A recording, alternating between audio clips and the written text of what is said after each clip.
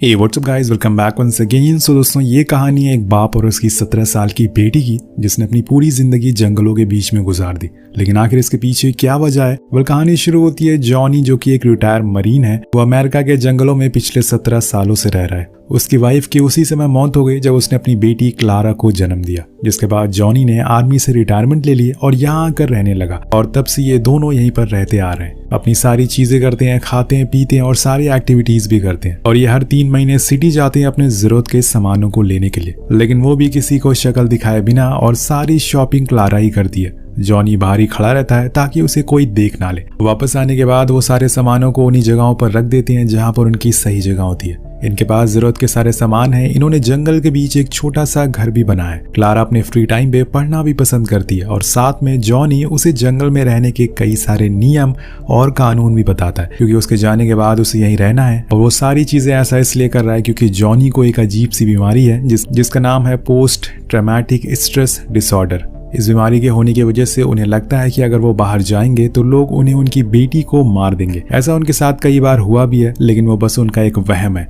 आखिर उन्हें कोई बिना वजह क्यों मारेगा? लेकिन ये बात जॉनी को कौन समझाए? क्लारा को अपने डैड के साथ साथ रहते हुए काफी साल हो गए, और इसलिए उसे भी उनकी बातों पर यकीन हो चुका है। और यही वजह है कि वो उसकी सारी बातों को हामी भरती है। लेकिन एक दिन उनके साथ एक बहुत बुरा हादसा होता है। जब क्लारा जंगल में लकड़ियां लेने जाती है तो उसी समय वहां पर कुछ रेंजर्स उसे देख लेते हैं, जिनके साथ एक ह्यूमन राइट ऑफिसर भी होती है। अब ये लोग फौरन क्लारा को पकड़ लेते हैं और उन्हें समझ नहीं आ रहा था कि ये बच्ची असल में यहाँ क्या कर रही है। और जब वो थोड़ा और आगे जाते हैं तो वहां उन्हें एक शेल्टर भी मिलता है जिसमें कई सारे सामान थे।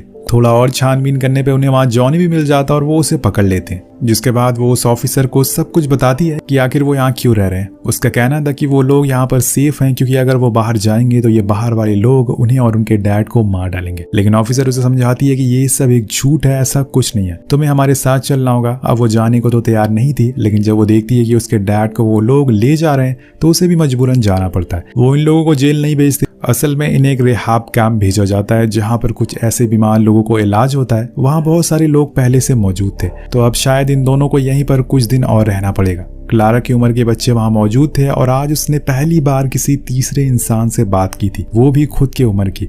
इसलिए उसे ये सब काफी अजीब लगता है। वो बच्चे उसे पूछते हैं कि क्या तुम गरीब हो या फिर तुम किसी तरह का नशा करती हो? तो वो कहती है कि ऐसा कुछ नहीं है, ये लोग हमें हमारे घर से जबरदस्ती उठा कर ले आए। क्लारा को अभी तक ये पता नहीं था कि वो असल में जंगल में रहती है, जो जानवरों का घर है, ना कि इंसानों का।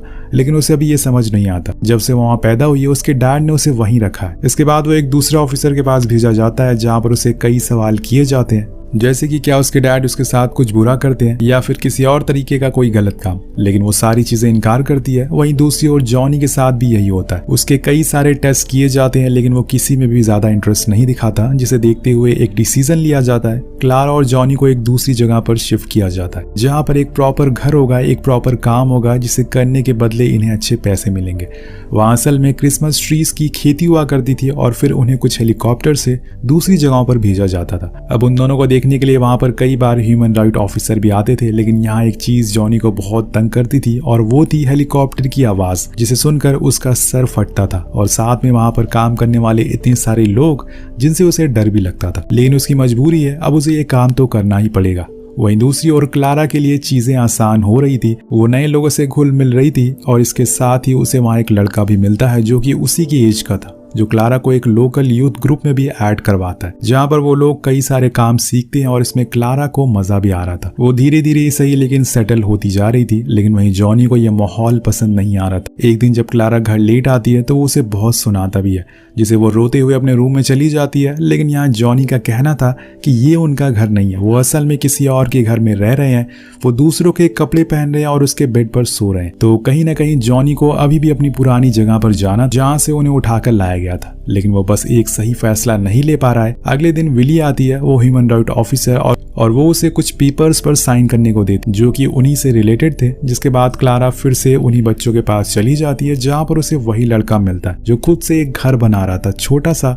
अब ये देखकर क्लारा काफी हैरान हो जाती है। लेकिन अगले दिन की सुबह जब वो सोकर उठती है, तभी उसके डैड आते हैं और उसे कहते हैं कि चलो, हमें यहाँ से चलना पड़ेगा। उन्होंने फैसला कर लिया था कि वो यहाँ पर नहीं रहेंगे। लेकिन क्लारा के चेहरे से साफ पता चल रहा था कि उसे ये जगह पसंद है, वो वापस नहीं जाना चाहती, पर वो कुछ कह नहीं सकती, इसलिए वो दोनों फिर से बिना किसी को बताए वहां से चुपचाप निकल जाते हैं और पहुंचते हैं अपनी उसी जगह पर जहां पर पहले सालों से रहा करते थे। लेकिन वो जगह अब रेंजर्स ने बर्बाद कर दी थी, इसलिए वहां रहने का अब कोई सवाल ही नहीं होता और इसीलिए वो पास में खड़ी ट्रेन में जाकर बैठ जाते हैं। लेकिन वो खराब थी।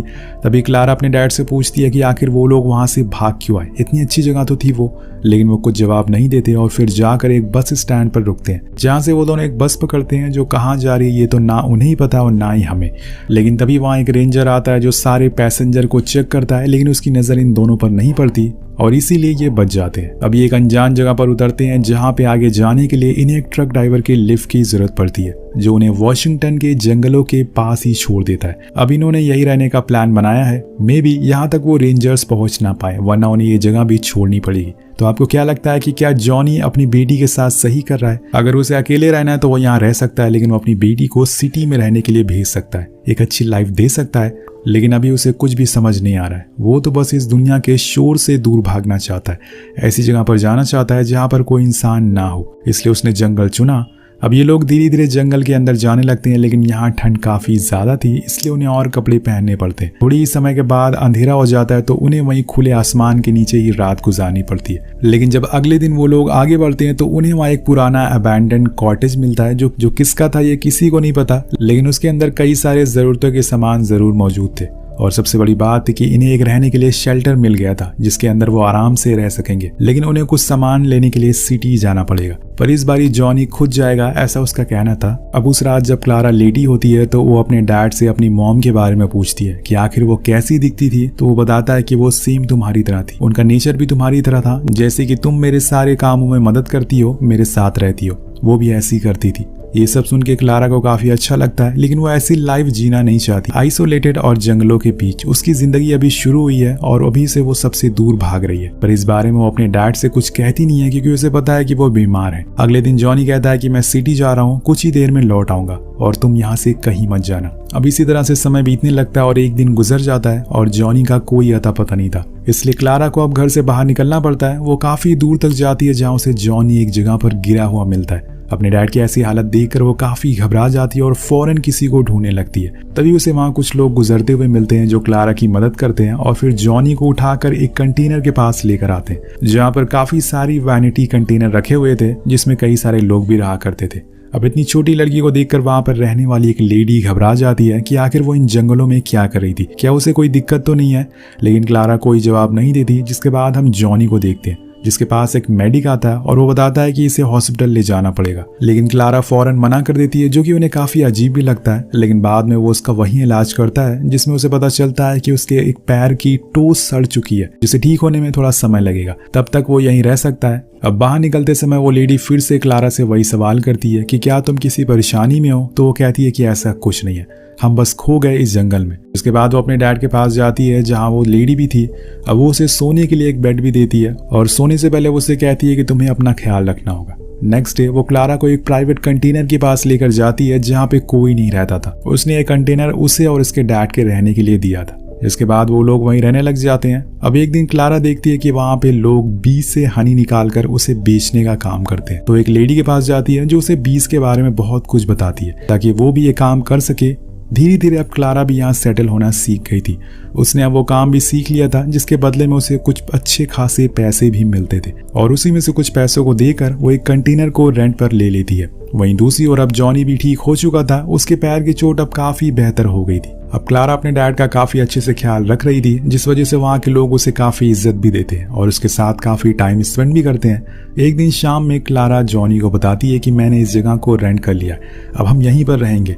लेकिन ये सुनकर जॉनी कुछ खास खुश नहीं होता। ऐसा लग रहा था कि जैसे उसे यहाँ भी रहना पसंद नहीं है। और अगले दिन ऐसा ही होता है। वो एक बार फिर से क्लारा से कहता है कि अपना सारा सामान को पैक कर लो, हम यहाँ नहीं रह सकते। लेकिन इस बार क्लारा कहती है कि आपको यहाँ के लोगों से क्या प्रॉब्लम है, इतने अच्छे लोग तो हैं यहाँ पर, आप क्यों जाना चाहते हो यहाँ से। तो वो उसे फिर से वही बात बोलता है कि ये हमारा घर नहीं है, हम यहाँ नहीं रह सकते। देन क्लारा बोलती है कि डैड आपको दिक्कत है, मुझे नहीं, मैं यहाँ आराम से रह सकती हूँ। लेकिन आखिर वो हार जाती है अपने डैड के सामने, क्योंकि वो उन्हें अकेला नहीं छोड़ सकती थी और अपने सामानों के साथ यहाँ से निकल जाती है। तो देखते हैं कि अब ये लोग कहाँ पर जाकर रुकेंगे।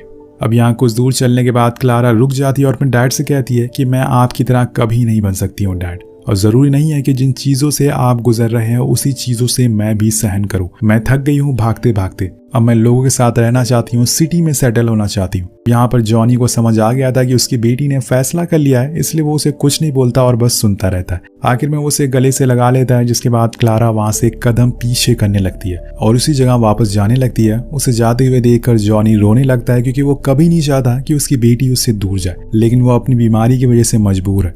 उसे अपनी लाइफ में नहीं सोचा था कि उसकी ऐसी हालत हो जाएगी, उसे अपनी बेटी के बिना ही रहना पड़ेगा, इसलिए वो वहीं रोने लगता है। लेकिन ये हकीकत और उसे अपनानी पड़ेगी। क्लारा कहीं ना कहीं सही थी, क्योंकि वो अपनी पूरी लाइफ ऐसे जंगल में नहीं बिता सकती। उसे भी दुनिया देखना है, नए लोगों से मिलना है। लेकिन दूसरी ओर उसने अपने डैड को ऐसा अकेले छोड़कर अच्छा भी नहीं लग रहा था। तो आपको क्या लगता है कि कौन यहाँ पर सही है और कौन गलत है? वही हमें पता चलता है कि जॉनी को ये बीमारी कैसे हुई। एक्चुअल में कुछ सालों पहले वो एक जंग के लिए इराक में गया था, जहाँ पर उसने कुछ ऐसी चीजें देख ली जिसके बाद उसकी ऐसी हालत हो गई, और तब से उसे शोर शराबा या फिर ज्यादा भीड़ भाड़ वाली जगह से परेशानी होती है। अपनी इस बीमारी की वजह से उसने कई बार अपनी जान लेने की भी कोशिश करी है, लेकिन हर बार उसकी बेटी उसे रोक लेती है। लेकिन अब तो वो चली गई है, अब वो क्या करेगा? दूसरी तरफ हम देखते हैं कि क्लारा अभी भी अपने डैड का ख्याल रख रही है। वो जंगल के बीच में कुछ ग्रोसरीज का सामान रख देती है ताकि उन्हें सिटी ना जाना पड़े, और कुछ इस तरह से इस कहानी का अंत होता है। तो दोस्तों, कई बार मजबूरी हमसे ऐसे काम करवाती है जो हम कभी भी करना नहीं चाहते, लेकिन फिर भी हमें वो काम करना पड़ता है। आपके साथ अगर कुछ ऐसा हुआ है तो नीचे कॉमेंट करके जरूर बताइएगा, हम जरूर देखना चाहेंगे। वेल, मिलता है आपसे अगली वीडियो में। Thank you so much watching.